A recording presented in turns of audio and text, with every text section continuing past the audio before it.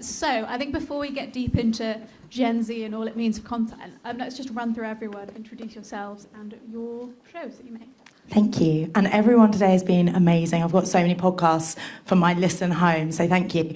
I'm Mary Mandefield. I work for the news movement and I'm a journalist, very new journalist, kind of figuring it out as I go along. Outside of this, I am a radio host and I am the host of Noted, the podcast we'll be chatting about today.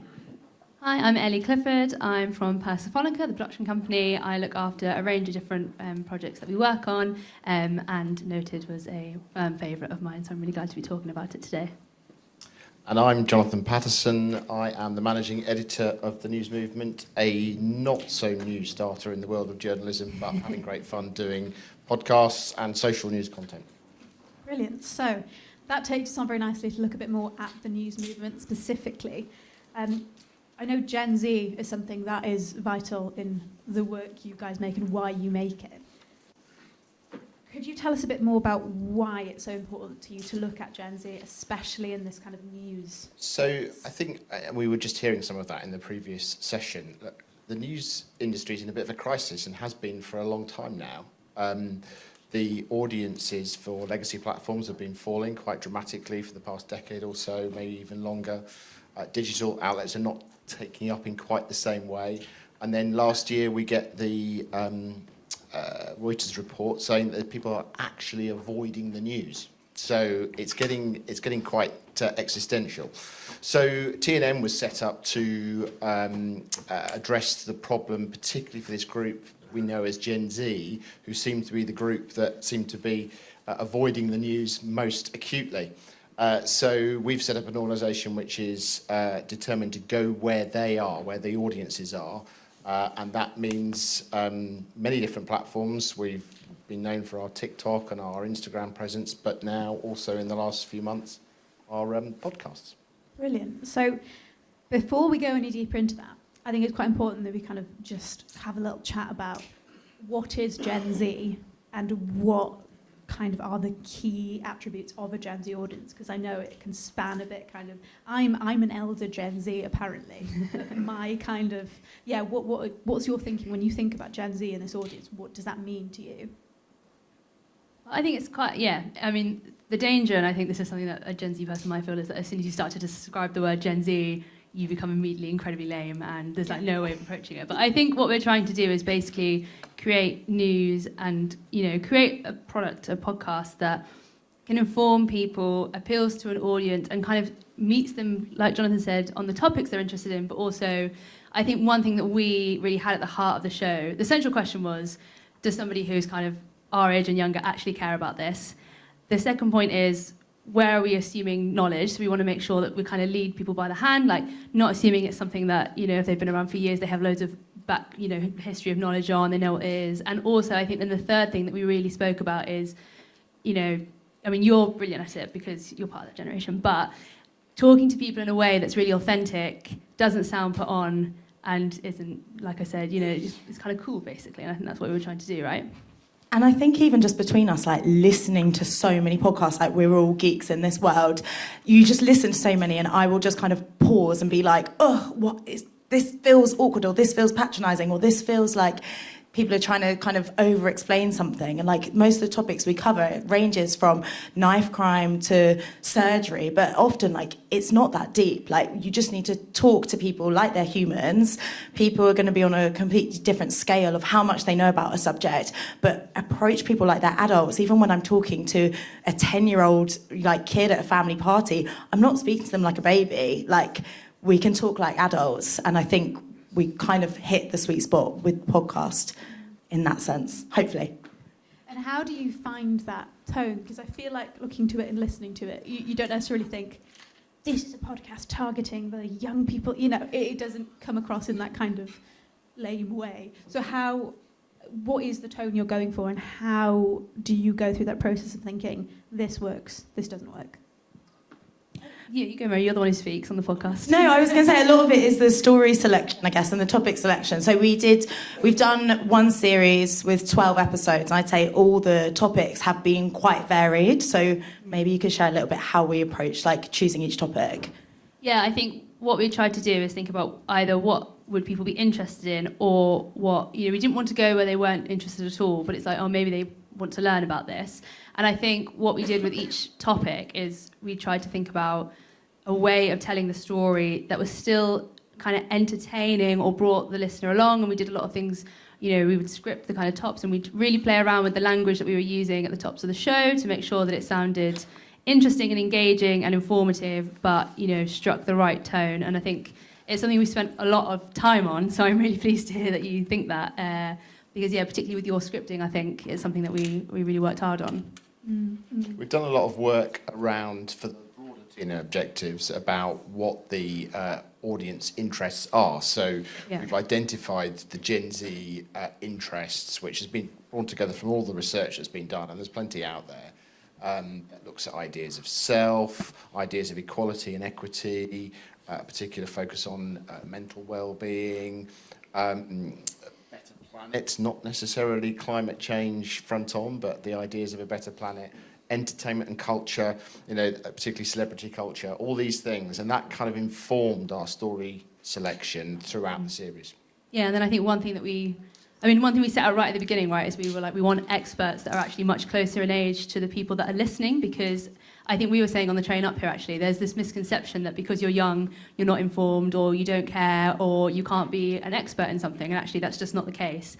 And so I think, we tried to feature clips from people who had put things up online, so whether it was like user-generated content, any contributors we had, we tried to make sure that actually they were really relatable to the audience. And I think that really helped with you matching the tone. And it's something that we briefed them on. We did a story that was about Rwanda, but actually as part of our pre-show meeting, we were really making the point that, this isn't like the 10 o'clock news. That's not what we're trying to get at here. You need to bring a different tone and a different energy to this.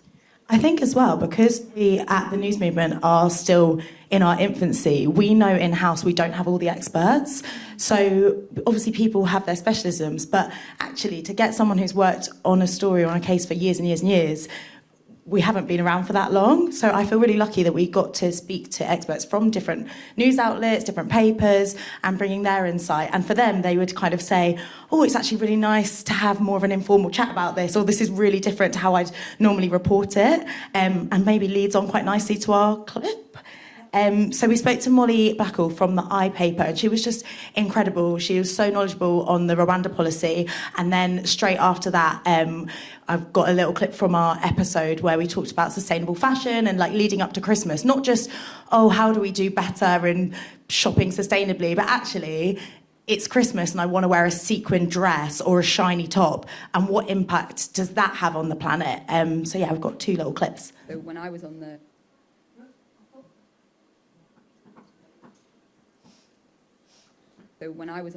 the ship in the Med, there was a guy from Sudan who I met, and he had tried to cross from Libya to Europe 7 times. This was his 7th attempt in a small boat. Each time either the boat had nearly collapsed and he'd nearly drowned, or the Libyan Coast Guard had taken him back, and he was not stopping. He knew that he could die on that journey. Everybody who made that journey knew that they could die, and there was nothing that you could say to that man that would deter him. There are currently enough clothes on Earth to clothe the next 6 generations. So if they just stopped all production today, what we have already is going to last for 6 generations. Is that not crazy? Yeah, it's absolutely insane. There's no suggestion that it's going to slow down anytime soon. But what's also really, really scary is because we have such a massive excess of clothing, even if we were all to just kind of go shopping secondhand, when we send stuff to charity shops, even they can't sell all the stuff they're getting in.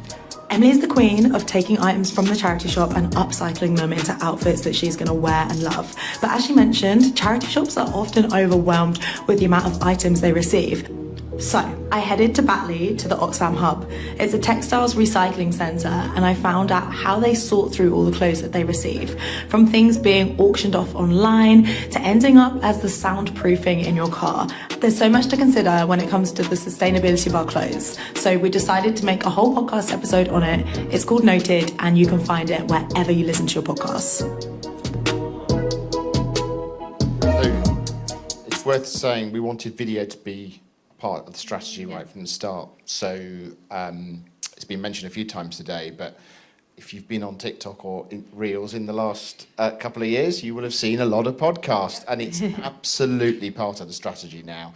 And I think there was some discussion earlier about whether people listen to the whole of YouTube. These are short clips. Yeah.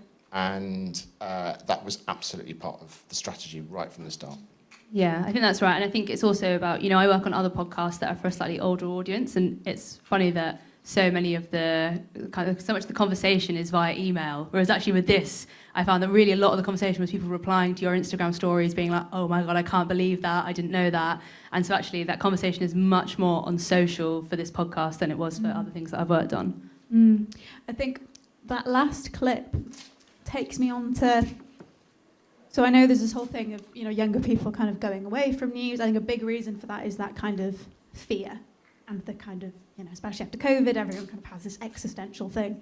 How do you balance informing people and giving them content that makes them feel informed without having that kind of dread?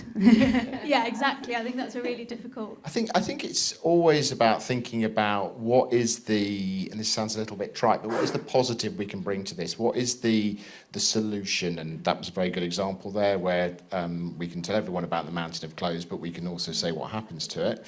But it's also about just finding that moment of hope or something like that, or finding other ways in. I mean, the classic thing I talk about all the time in terms of our general coverage is around Ukraine, where we're not going to talk about the front lines moving and who bombed what, but we will talk about the DJ who's kept his nights going in Kyiv during the war. So it's about people's positive stories. Even I feel we've done our duty on Ukraine if I put that story out. Interesting.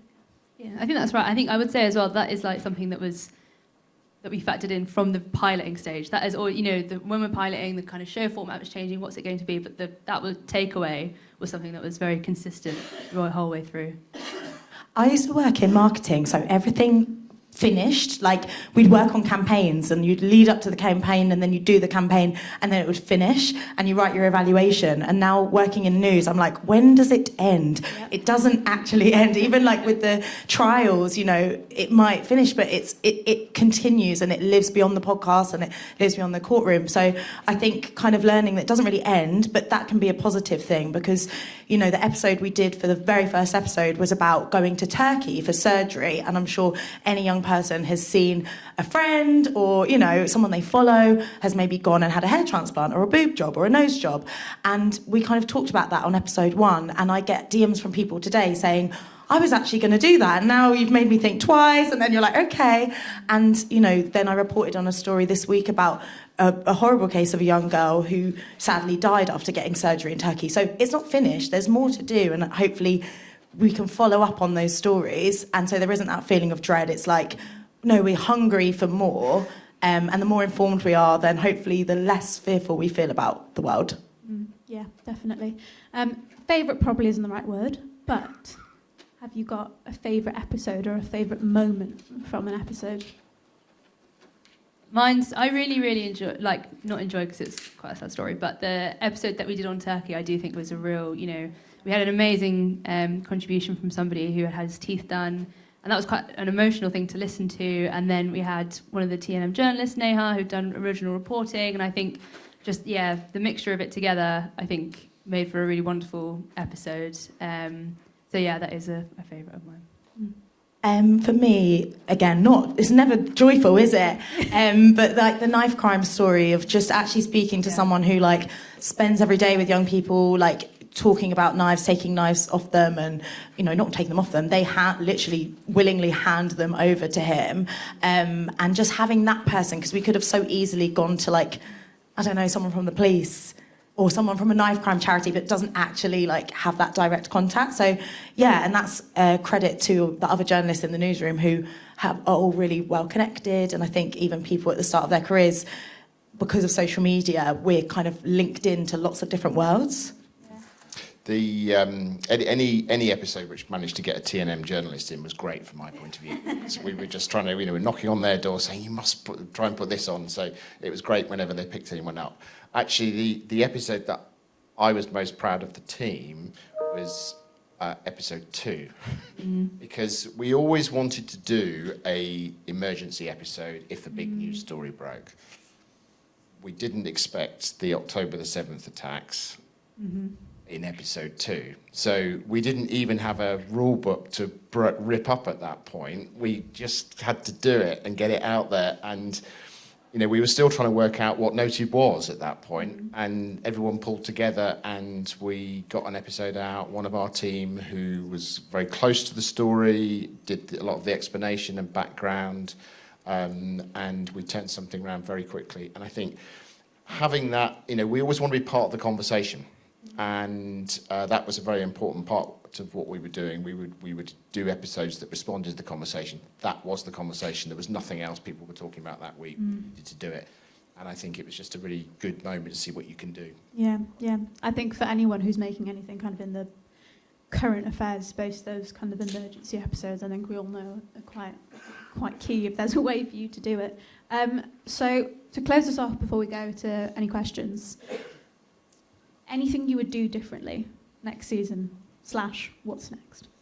I think video, and I like that video's been brought up today, but not in the way that, like, without video, everything's going to crumble, because there are a lot of podcast events that push it that way. And I loved Sweet Bobby, and I'd not seen any visuals for that. And I think there's loads of podcasts where you can kind of, you picture it in your mind and it's amazing. Obviously, we are a social media first kind of news outlet, so video is really important to us. But even just the difference in kind of reach of doing a video like the first one compared to the second one that we showed. So it's quite hard if you have a feed where we have loads of different stories from our newsroom / people going out, lots of things going on, to then cut through as a podcast. So I think actually doing it in the second way, which was a clip from the podcast, but then a bit of voiceover, and then seeing where we went and what we were up to, performed a lot better. So if I could do anything differently, it would be thinking more like a little documentary maker for our videos, rather than like come into the studio with us all the time. And I think we always enjoyed doing bits of the podcast where we did get out of the studio. And I love that podcasting is a format where you can kind of go anywhere. I can't sit in the seat for too long. So I think for the video and for the podcast as well, just like get up, get out, meet your listeners, meet people who are interested in the stories that you're doing, because you'll get a richer output. Yeah, I think we should. That's all correct, and actually we should give a shout out to the other producer who worked on this, Xanthi, who was incredible, and she's one of the people who came out with you when you went to Batley, and I think it was great. You know, it really brought its life when you got out a little bit more, and so that was amazing. But I think what I am thinking about is I really think the moments when the podcast really shone was when we had contributors who were like real young people telling their stories, and it's something that we definitely always kept front of mind, but I think going forward, that's something that I'd champion even more, because I feel like often you can think, oh, this expert is going to be the core of it. But I think what this series proved is real people with real experiences really can help tell that news story with the help of the presenter. Yeah, I don't. We're going to have a long, hard think about what Noted 2.0 looks like. There's lots of different options for it, and we definitely want to be in the podcasting space. We know that last year there were 250 million downloads from Gen Z audiences. So we know it's a market that's definitely out there. T&M is investing elsewhere in podcasts as well. So we own a brand in the States, and we're about to launch a podcast there called What the Fuck America, which is great listen for the political season. It's definitely somewhere we want to be, and we want to develop it. We're not going to do a tortoise-style shift. We are a social-first news organisation, and I think that's interesting. This talk about video, and that will always be our base. But yeah, no, it's been a really good journey for us. Can I just add as well, for anyone who's like aspiring maybe to make their own podcast, definitely make sure you lean on the arms of like a team and production, because things like Noted sometimes were quite light topics, but for the heavier topics, if I was just let loose to run my mouth, it would have been a hot mess. It would have been awful. And I think, in that space of being maybe in journalism, but also presenting, you might feel like, oh, well, I've got it all in my head. But even just a second opinion or a third opinion is so important at whatever level you're working at. Use that to kind of get the best out of yourself, but out of your contributors as well. Brilliant. Have we got time for one question? Has anyone got any questions? You might have time to take one. Yes.